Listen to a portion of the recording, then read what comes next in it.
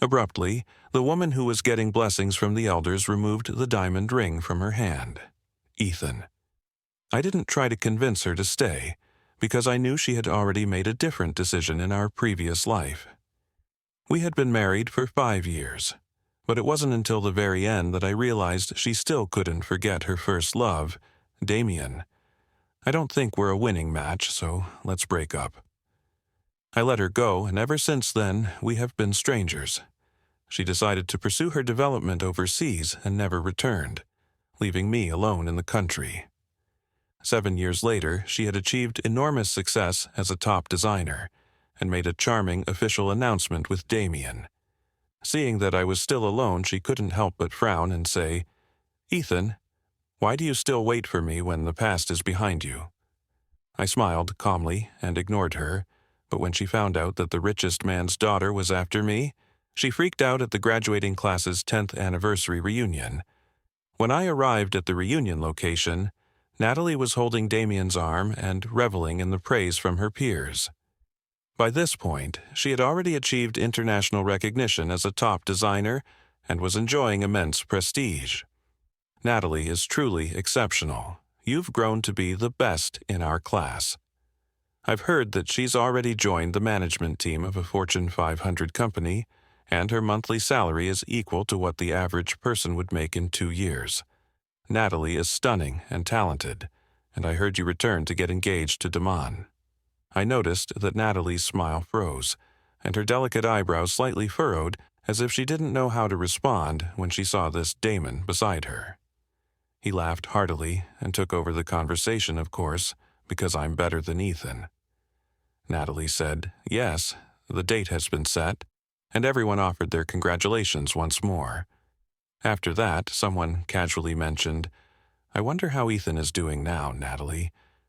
Weren't you two almost getting married back then? How could you two break up so abruptly? How could Natalie possibly pick a loser like him to show that he was in charge?" Everyone knew right away that Damon didn't want to continue the conversation when he pulled Natalie into his arms. They then moved the conversation to how well matched the two of them were in freshman year. Damon was a fierce rival of mine and Natalie's childhood sweetheart. They had grown up together and shared a deep affection. If he hadn't abruptly left for development overseas, and I had saved Natalie from drowning during that time, saving the damsel in distress, I doubt I would have had the opportunity to be with Natalie. When some classmates noticed me, I straightened my clothes and walked slowly into the hall. "Ethan, you should at least change into clean clothes because you're so late and your clothes are filthy. You have no idea what kind of event we're having today." There were both harsh and kind words, but I ignored them and answered each individually. After I met Natalie's eyes, I nodded for a while, but the complicated expression in her eyes vanished in an instant. After stepping forward to block her view, Damien gave me a sidelong glance before displaying a sardonic expression that said, "Long time no see. Why do you still look so unambitious, Ethan? This is a reunion of your old classmates, and you're wearing these clothes. Isn't that disrespectful to them?" As soon as he finished speaking, the other students started laughing. With his attractive face and Armani suit, Damien was emphasizing his status as a prosperous businessman. From every perspective, Natalie's couture gown and delicate face made her a perfect match for Damien, a made-in-heaven couple. In contrast to my untidy hair and the dust all over me, I looked like I had just left a construction site. I smiled calmly. Ignoring them, I went to the lounge to straighten up my clothes because dinner wasn't quite ready yet, and I wasn't in a rush to leave. I noticed Natalie leaning against the door railing. Being by herself with an ex-lover would only make things more awkward. I wanted to leave right away, but before she could finish her sentence, she scowled and said, "Ethan, the past is over. You shouldn't give up on yourself just because I left." She then approached me and said, "We shouldn't have been together in our previous life. You should let it go if it wasn't for you deceiving me." When Damien came around the corner grinning, Natalie quickly put an end to the conversation. We had been married for 5 years in our previous life, so it was impossible to explain everything clearly, and since we were already separated, there was no need to bring up old issues again. I was a little confused as to when I had lied to her. Could it have been about hiding my private money in our previous life? I couldn't figure it out and could only keep my doubts to myself. Damien approached Natalie and politely inquired as to what she had been discussing with me. Natalie stated that she wanted to suggest a job to me, but she was worried that he might misunderstand. Since your company still has a designer assistant position open, why don't you give Ethan a chance? We are all former classmates, so it would be embarrassing for us if people discovered that he was still doing manual labor. She looked back at me, but even though an assistant's pay isn't high with bonuses, it should be around $6,000 or $7,000, it's still far better than doing manual labor. Damien's eyes flitted, and as expected, he agreed. He also pushed a business card with a gilt edge into my hand. His eagerness was so overwhelming that I could barely adjust to it, but his seemingly smiling but unreal expression made me realize that if I worked under him, he would undoubtedly feel a great sense of accomplishment. I shook my head, gave him back the business card, and said, "Thank you for your kindness, but I don't need it. Why are you still being so stubborn?" Pride put food on the table. What matters most is a positive future. If it weren't for Natalie remembering the old friendship, she wouldn't have bothered to offer you a helping hand at all. Look at you now. You're in such a mess that you're not even as satisfactory as the hotel cleaners. You've let her down, I said calmly. I'm sorry, I know my limitations. My current job is great and I have freedom. Damien's mouth corners lifted slightly and Natalie couldn't see Ethan.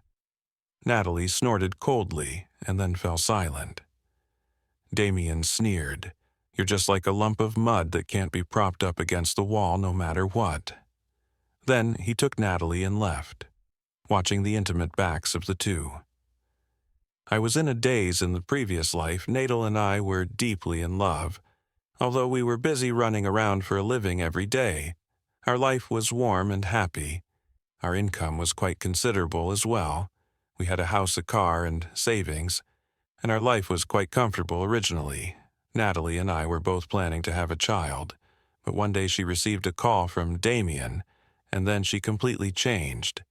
She started to be cold and sarcastic to me and would quarrel with me over the slightest thing. When she came home at night, she wouldn't snuggle up to me to watch TV dramas anymore. Instead, she would sit far away and play with her phone alone. Not to mention the matter of preparing for pregnancy. I had never doubted the feelings between us. After 5 years of marriage, I could feel her deep love for me. And I also regarded her as my whole world.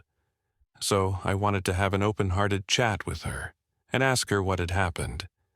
But she remained silent, and the look in her eyes towards me was full of alienation until one day I accidentally found a plane ticket to a foreign country in her bag. It was the place where Damien was. Only then did I understand that it was because of Damien. At that moment it seemed as if my heart had been pierced by a sharp blade and the pain was unbearable. I felt like I was drowning in ice water, desperate and suffocating.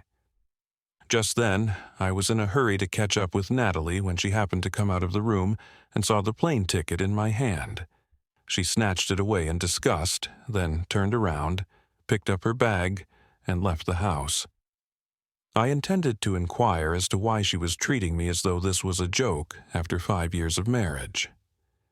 However, we were both reborn through a ding landing when we were struck by a speeding private vehicle as we crossed the street.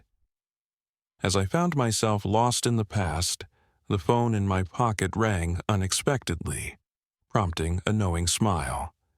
However, before I could say anything, a worried voice came from the other end. I just heard from the driver that you were blocked and beaten up by a group of enthusiastic old ladies because you were trying to save a cheated child. How was it? Being a good person isn't easy, right? In addition, I'll go to the hotel where your reunion is later because I have a project to discuss there, and I can also look at our president Ethan's sorry state. I'm happy to help others, and even if I get beaten up, the other side will just burst out laughing. Just keep acting like you're happy. A familiar classmate called my name and informed me that some classmates hadn't arrived yet and that dinner would begin a little later. I calmly responded with an "oh," hung up the call, and shook my head with a light laugh. "Ethan, please don't just stand here like a fool. We haven't seen our old classmates in a long time. Come talk to us." He pulled me to a private room where we could sing and drink. Many of my classmates were there. When Damien saw me walk in, he pushed a wine glass into my hand before I could say no. "I sincerely appreciate you taking care of Natalie for me, Ethan. Do you recall what I told you at the time? If not, you should value her highly. If not, I'll take advantage of the circumstance. Thank you anyway." He slapped me hard on the shoulder and said, "Drink more tonight. These wines are all brought back by me from abroad, probably except for today. You'll never get to drink such wonderful wine in your life." Damon's face was completely devoid of any trace of its gentle and refined look, and everyone in the class could see that his face was full of hideousness. "I must continue to caution you to steer clear of Natalie from this point forward, or I will terminate your life." I smiled calmly. Maybe, after all, I don't enjoy drinking at all. Setting down the wine glass I was holding, I went to the group of friends I knew. At first, I just wanted to catch up and have a casual conversation, but man suggests God disposes, so soon after, I was presented with another full wine glass. The former classmate who recently encouraged me, my roommate from college, Kieran, convinced me I could ignore Damien's wine. But when I was around old classmates with whom I had a wonderful relationship, I really couldn't say no, so as not to ruin everyone's wonderful time. "Ethan, when I asked you to go out for a drink earlier, you didn't agree. Today is a class reunion, so just do it for us and give us a face." I quickly waved my hand to indicate that I could no longer drink after consuming multiple glasses in a row, until I started to feel lightheaded and my face was burning. Karen and the others persisted in their efforts to persuade me that there was a stunning figure with a fragrant scent. Karen handed me a wine glass, which Breeze took. "I'll drink it for him because he has a painful stomach." The person was Natalie. I'm not sure if she had been watching all along or just realized what was happening, but she came to my side right away and blocked this glass of wine for me. The recognizable words reminded me that she had also forbidden me wine in a past life. For example, "Ethan has a stomach ailment and is unable to drink much, so I will drink this glass for him as a sign of respect for everyone in my memory." At the time, I was extremely grateful to have such a kind and moral wife who always put me first and everything else in my life. I felt that it was a blessing I had cultivated throughout 8 lifetimes. But when Damon's figure appeared in my sight, I sobered up and finally came to my senses. Natalie always stood in front of me smiling and would do her best to protect me, whether facing elders or clients. I no longer owned Natalie. Natalie, who was also a little flustered, hurried over to Damien to explain that she had once had a perforated stomach from drinking too much and that she was afraid something might happen to me at the party, so she blocked the drink for me. Damien's face was gloomy, and the look he gave me seemed like he could pierce me through. Additionally, she urged him to avoid misunderstandings. Damien reassured her and smiled, telling her that everything was fine and that there was no miscommunication, but his actions betrayed his inner discontent. He walked right past Natalie and gave me a sarcastic sneer. Ethan, a real man, wouldn't allow a woman to block drinks for him, so he held out a full glass of wine in front of me in a provocative manner. "At first, I just thought you were a little dirty in your clothes, but you still barely qualified as a man. Now, it seems like you don't deserve to be a man at all. Come on, let's have a drink and catch up." I politely declined, saying, "Sorry, I can't drink anymore." Initially, I simply observed that you were slightly unclean in your attire. However, you were still barely considered a man. My face. "Do you look down on me?" He gave me a threatening look, and I returned the look. When the classmates realized what was happening to us, the private room fell silent. Natalie hesitated for a second, then gritted her teeth and tried to pull Damien away with her arm, but Damien pushed her away, frowning, and said, "Who is your fiancé after all? Could it be that in your heart I'm not even as good as a piece of trash like Ethan?" I felt a little sad inside because I thought I had completely let go of my feelings for Natalie, but after all, she was the woman I had deeply loved in my previous life and had been married to for 5 years, so it would be a lie to say that I didn't have any feelings at all. Damien then turned back to face me, and this time, with no one to stop him, he forced the wine glass into my hand. His emotions erupted, frightening Natalie into freezing on the spot, her eyes turning red, and she backed away silently upon seeing this scene. Ethan, the president of Sheener Group, is coming to talk about cooperation with me, so it doesn't matter if you don't drink, I'll still help you later. He gave me the option, and it appeared that everything was up to me, but his eyes were scanning. I can suggest that you work for Sheener Group, even if it's only as a security guard. It's better than what you're doing. Now that I've said what I wanted to say, it's up to you whether you drink this glass of wine or not. Intentionally or not, Natalie implied a threat that was obvious to the classmates who heard that Damien was going to work with Sheener Group. They were all shocked to learn that Sheener Group has enough assets to rank among the top 10 in the nation, and Damien is truly amazing to be able to get in touch with them. After this cooperation, his face was full of pride, and his expression was like an elephant looking down on an ant. After saying what I wanted to say, you decide whether to drink this wine. Natalie was staring at me anxiously, wanting to stop me, but I was afraid to move forward.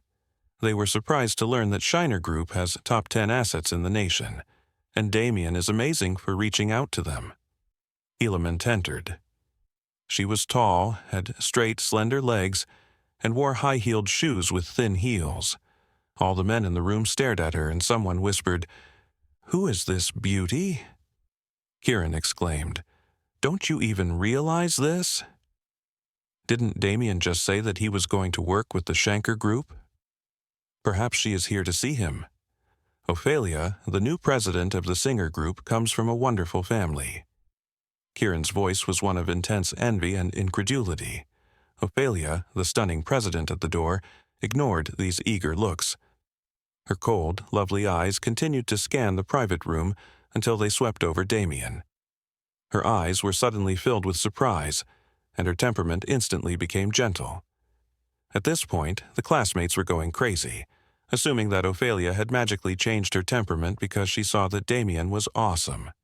The gorgeous president has come to you on her initiative to talk about cooperation, so don't forget to promote your former classmates when you get rich.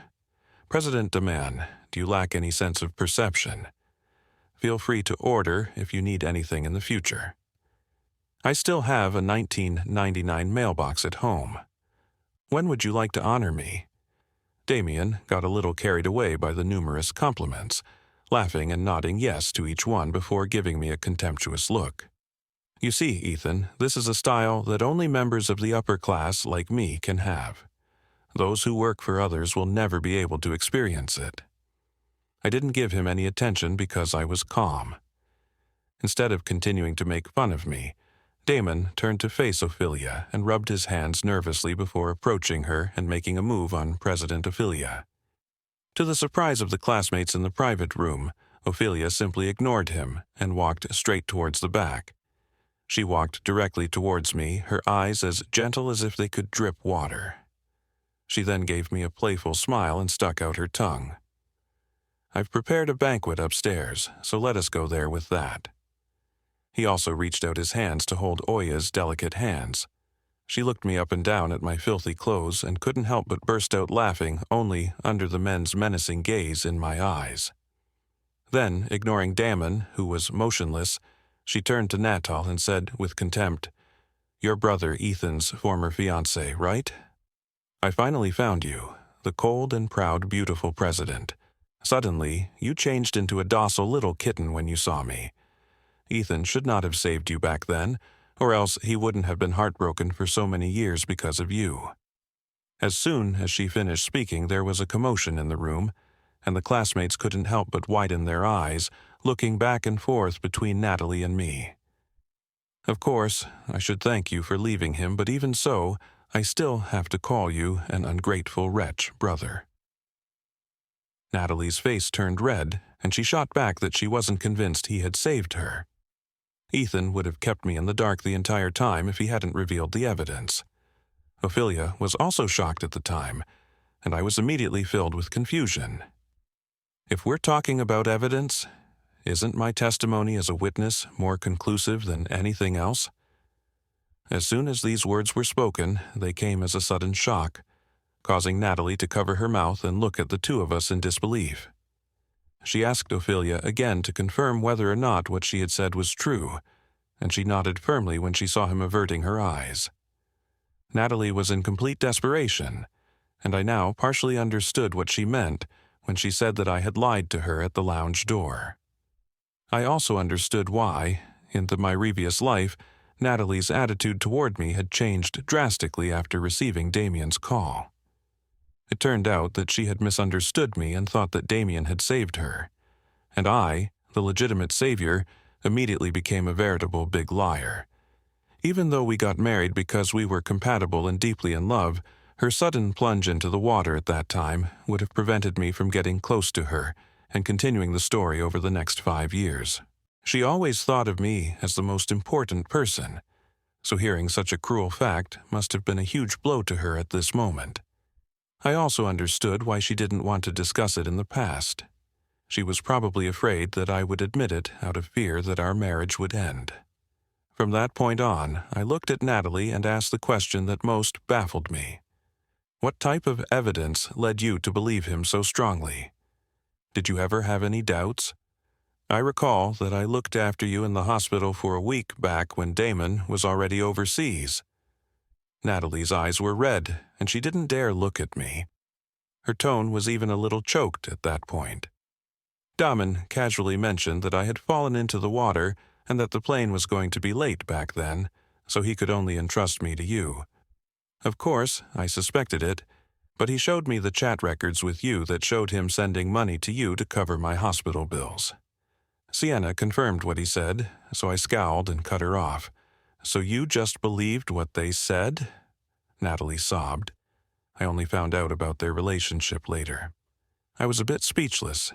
She was too gullible after so many years of our relationship.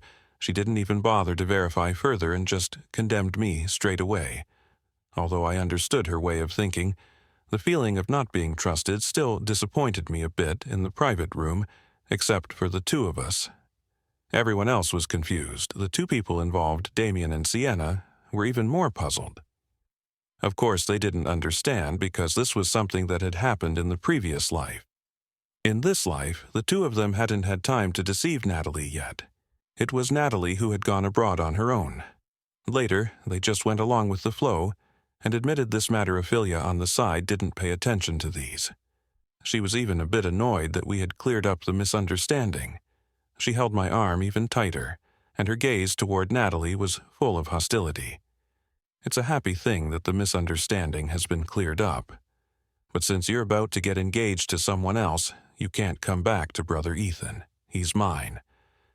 It had been 7 years since Natalie threw away her engagement ring and left for overseas, and even though I hadn't been able to forget her, my feelings for her were still gradually waning. As they say, time is the best medicine to heal everything, so what has passed and what seemed insurmountable will eventually disappear. Now, she might just be a familiar stranger to me and Ophelia, but thinking of her made me feel a little helpless. Ophelia was a junior, 1 year younger than me. We first connected through a school activity, and it was afterward that I saved Natalie's life by giving her a ride back to the dormitory on my way. In our previous life, we were merely acquaintances, but in this one, after Natalie left, I unexpectedly ran into Ilea. I don't know how many people secretly cursed me behind my back, saying that I didn't know what was good for me, just like the classmates in the private room. Now, their gazes were full of envy, jealousy, and hatred, but seriously, Oya's identity was only revealed to me after I joined Shinger Group and became a senior executive of the company with my design talent. Ever since then, it seemed like she had her sights set on me, asking me out to dinner occasionally, especially after learning that I had split from Natalie. I just regarded her as a good friend, like a sister. I didn't have any other intentions, although I had already refused her many times. She still persevered. I had no choice but to lie to her, saying that I still couldn't forget Natalie. Perhaps this was the reason why she immediately mocked Natalie and was even hostile towards her. As soon as she came in, Natalie noticed Oya's feelings for me and hurriedly said, "Miss Opilia, it was indeed my fault in this matter, but you can't break me and Ethan apart with that." Without paying attention to Elia's expression of wanting to refute, she turned her gaze back to me and started to explain, "Ethan, I will break off my engagement with Damien. It was my fault in the first place. Don't worry, we haven't had that kind of relationship. I will do my best to make it up to you and make up for the mistakes I've made in the future. Okay?" I still believed that Natalie hadn't had that kind of relationship with Damien because Natalie was a traditional girl before getting married. She wouldn't agree to take the next step. Moreover, I also believed that she still had a glimmer of hope for me. Her recent defense of me demonstrated this, but it wasn't enough for me to consent to our reconciliation. 7 years. We had been separated for full years. Even ordinary married couples experience the 7-year itch alone. We had been separated for such a long time. I didn't reply, and Natalie became even more anxious this moment. Damien, who had a gloomy face beside us, couldn't hold it in anymore. He probably thought that with me around the cooperation with Shanker Group would surely fall through, so he didn't approach Celia. Instead, he walked up to Natalie, wanting to take her and leave the place he hadn't given up, and wanted to explain to Natalie, hoping that they could continue their engagement. But Natalie already hated him to the core and directly slapped him, shouting angrily, "Get out! I never want to see you again, you liar." The words that Natalie didn't say to me in the previous life were instead used on Damon.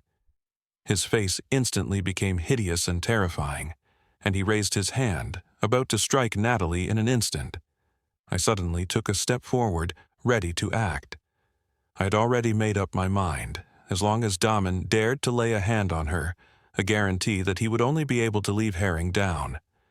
Finally, whether it was out of reluctance or because he sensed my movement, despite Natalie's repeated apologies behind me, Damien retreated and fled the area with his cousin Sienna in shame. I also left with Ophelia. I was exhausted, so I waved my hand at her and then got into Elia's car. Over the next few days, I didn't go to work at the company because I was quietly processing what had happened at the party at home. Ophelia was also very considerate. She told me straight out that I could return to the company whenever I had resolved my feelings. Naturally, Ophelia made frequent visits to my home, and even bought a villa in my neighborhood to closely monitor the physical and mental health of her employees. I knew that she likely felt threatened by Natalie before Natalie returned, because she believed that I couldn't get away from her.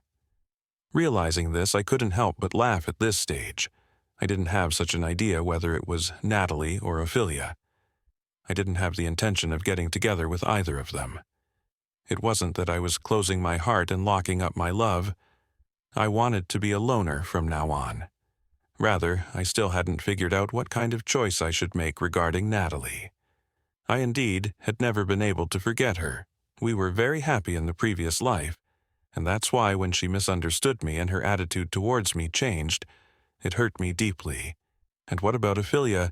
Things between me and her hadn't developed to that stage yet, but it's undeniable that the deep affection she showed me was something I couldn't refuse.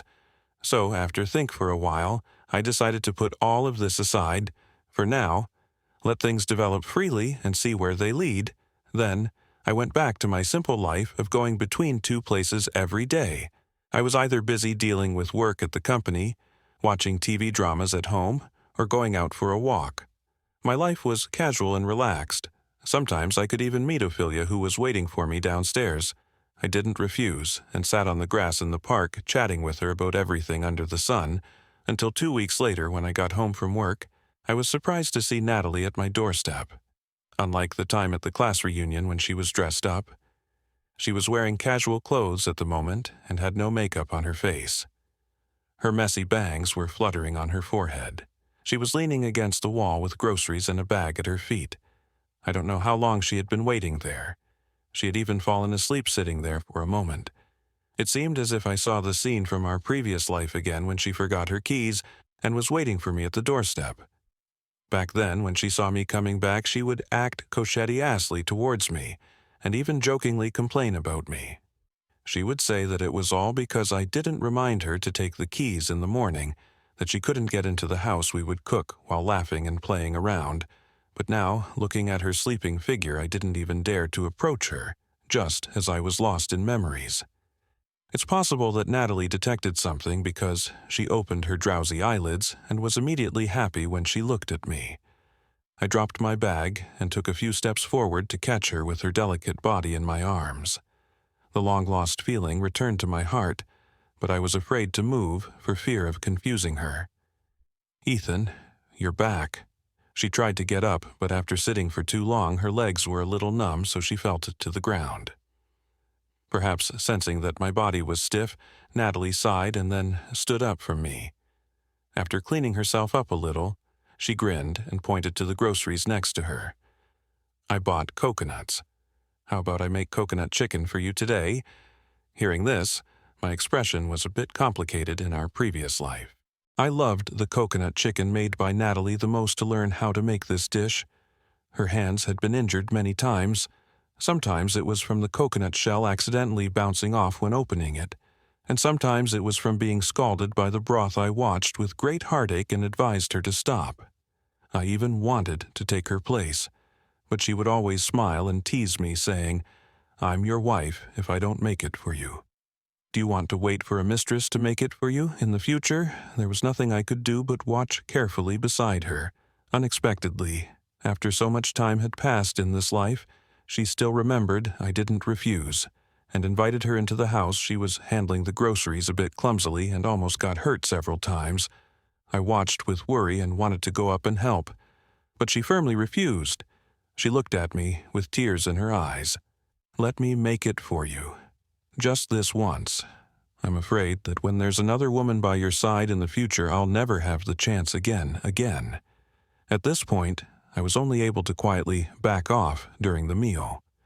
We spoke extensively, and she told me that no matter how hard she tried, she couldn't forget me when she was overseas.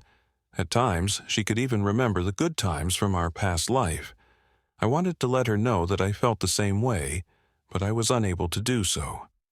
She also informed me that she had already called off her engagement to Damien and resigned from her job as a design consultant for his company.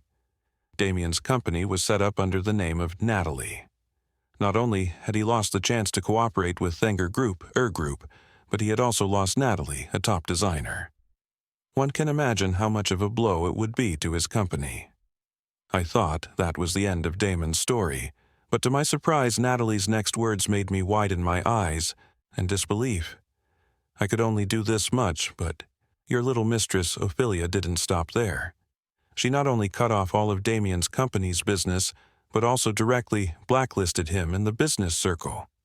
This time, he's in debt up to his ears and might not even be able to afford food in the future.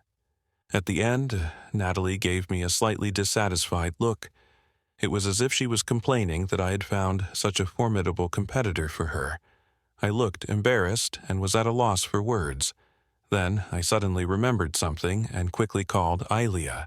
I told her to be careful of Damien's revenge. You know, cutting off someone's source of income is like killing their parents. On the other end, Brother Ethan, you're a little late with your warning. Ophelia said casually that Damien didn't seem like a pleasant guy at all, and that he might do something extremely terrible. I was worried for a while when I heard that Damien had already taken action, but after hearing Ophelia's later words, I couldn't help but laugh bitterly. Damien was planning to exact revenge on me yesterday and even tried to kill me with a knife, but fortunately, my dad sent bodyguards to be by my side, and they subdued him directly and sent him to the police station. Then she changed the subject, and her tone was full of happiness. Brother Ethan. You already know what I did to Damien, so don't be too touched. Just marry me." Natalie seemed to have heard Ophelia's later words too, and couldn't help but roll her eyes in the following few days. Ophelia somehow heard about Natalie coming to my house. Not to be outdone, she learned to make several dishes and blocked my doorstep to cook for me. Then Natalie joined in too. The two women immediately got into a competition and even insisted that I evaluate whose dish was more delicious. What could I say? No matter who I said made a more delicious dish, it would be wrong. Even making excuses to get by wouldn't work. There was nothing I could do but run away. I took a long vacation from the company and bought a small homestay in Sonia. That very night I flew directly to Sonia. There I had a few peaceful days, but unfortunately things didn't go as I wished. One morning, when I wanted to go for a walk in the seaside park and buy some breakfast on the way, as soon as I opened the door, I saw two familiar figures standing at the door. It was Natalie and Ophelia. Each of them was holding a thermos lunchbox in their hands.